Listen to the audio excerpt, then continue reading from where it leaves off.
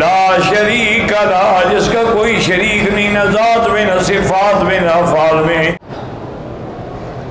کہتے ہیں جی تبلیغی جماعت میں جب ہم نکلتے ہیں تو بعض مسجد میں بدعتی امام ہوتے ہیں، باہر ان کے پیچھے نماز تو نہیں ہوتی، مجبوراً پڑھیں تو پھر اپنی لوٹا لیں۔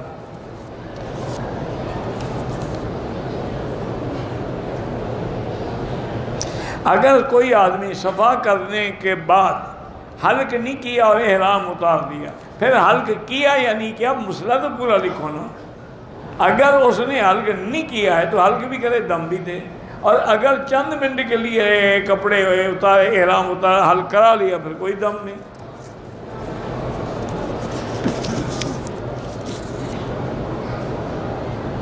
عربی لوگ جو کپڑے پہنتے ہیں ٹخنوں سے نیچے ہوتے ہیں، ان کو جا کے ہدایت کیا کرو، کچھ کام تم اپنے ذمہ بھی تو لگاؤ نا۔ غلاف کعبہ کو پکڑ کے چومنا ناجائز ہے۔ پاکستان سے عمرے کے لیے آیا ہوں، صفا مروا نہیں کیا، بال بھی خود کاٹ لیے، دم پڑ گیا۔ دم کا معنی ہی دم ہوتا ہے کہ بکری ذبح کر کے مکے کے غریبوں کو کھلایا۔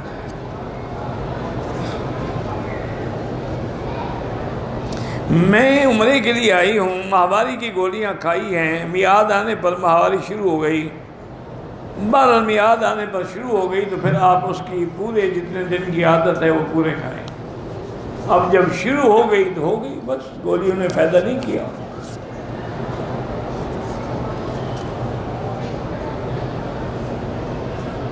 کسی غریب بچی کی شادی کرنا افضل ہے یا عمرہ کرنا؟ عمرہ کرنا کوئی فرض نہیں ہے، غریب بچی کی شادی کروائیں، اچھی بات ہے، اسی کی برکت سے اللہ تمہیں عمرہ بھی نصیب کر دیں گے۔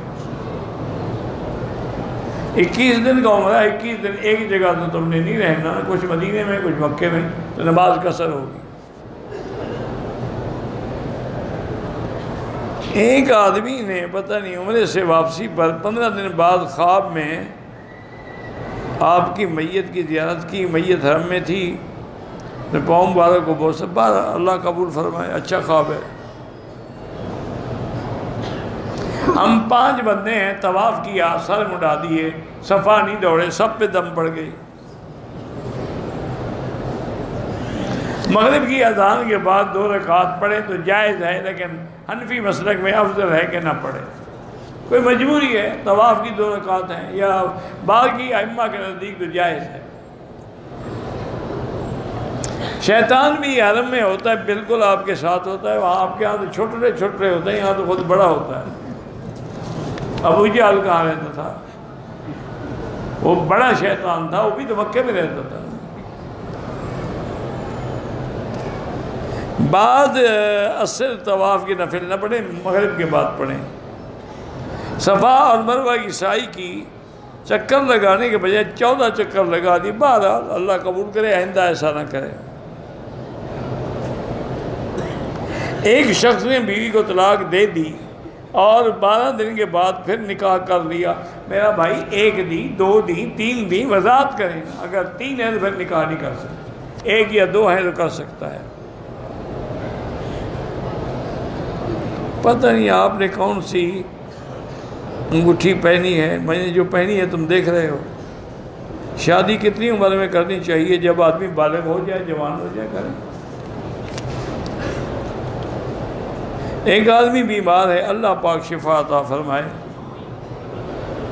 میرے بیٹے صدیق کے لیے اللہ سب کو اولاد صالح عطا فرمائے۔ جو بھی بیمار ہیں اللہ سب کو شفا کاملہ عطا فرمائے۔ صفا مروہ سے غلطی سے شروع کریں تو پھر بعد میں یاد آئے، پھر دوبارہ صفا سے شروع کریں، مروہ سے شروع کریں گے تو ادا نہیں ہوگی۔ سرکاری ملازم ہوں، چھٹی پاکستان کے قانون کے مطابق لیتا ہوں، تنخواہ کٹوتی ہے، پتہ نہیں پڑھا ہی نہیں جاتا میرا بھائی۔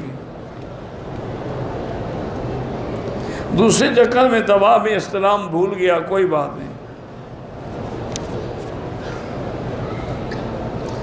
میرا ایکسیڈنٹ ہوا، اس کی وجہ سے ٹانگ میں راڈ ہے، مدینے سے پہلے اسے نکلوانا ضروری ہے، اللہ عالم، آپ ڈاکٹر کے پاس جائیں، اس کا کام ہے۔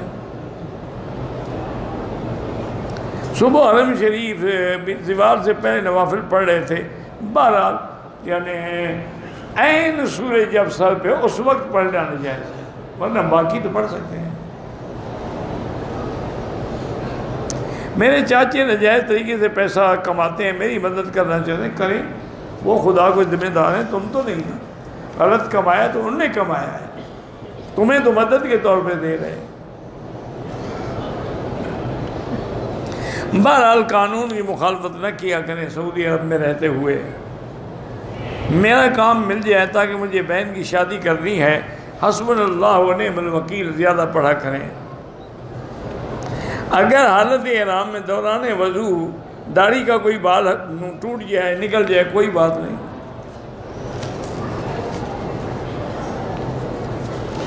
عمرہ کرنے والا طواف پورا کر کے صفا کرنے کے بعد سر کے بال صاف کرنے کے لیے شیمپو لگا کے بال صاف کروائے۔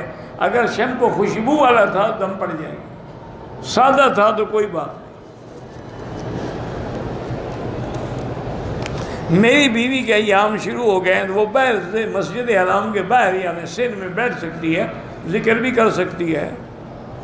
اکیلا ہوٹل میں واقعی رہنا مناسب نہیں ہے، یہاں باہر بٹھا دیا کریں۔ میری بہن کا خاوند اس کے ساتھ ٹھیک نہیں ہے، اللہ اس کو ہدایت دے۔ 2 رکعت نماز پڑھ کے روزانہ یا ذوالجلال والاکرام ایک تسبیح پڑھ کے دعا کیا کریں۔ آب زمزم سے شفا کی نیت سے غسل کر سکتے ہیں، کر سکتے ہیں، کسی کے صدقے نہیں، دعا سیدھی اللہ سے۔ اگر لگاتار طواف کرتے رہیں بعد میں 2 رکعت پڑھیں، وہ بھی جائز ہے۔ افضل یہی ہے کہ ہر طواف کے بعد 2 رکعت پڑھیں۔ مطاف میں طواف کے دوران میں کوئی زیور ملا ہے، اگر مالک کا پتہ لگے اچھی بات ہے، ورنہ اس کی قیمت جو ہے کسی دین کے مدرسے میں دے دینا۔ جلدی میں احرام کے نیچے تولیہ بندہ رہ گیا، سلا ہوا نہ تھا، کوئی دم نہیں۔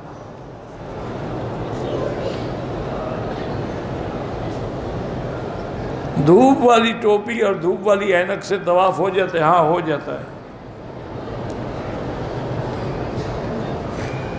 مکے میں بھی پیسے دے کے حج بدل کروایا جاتا ہے؟ ہاں کرایا جاتا ہے، لوگ کرتے ہیں۔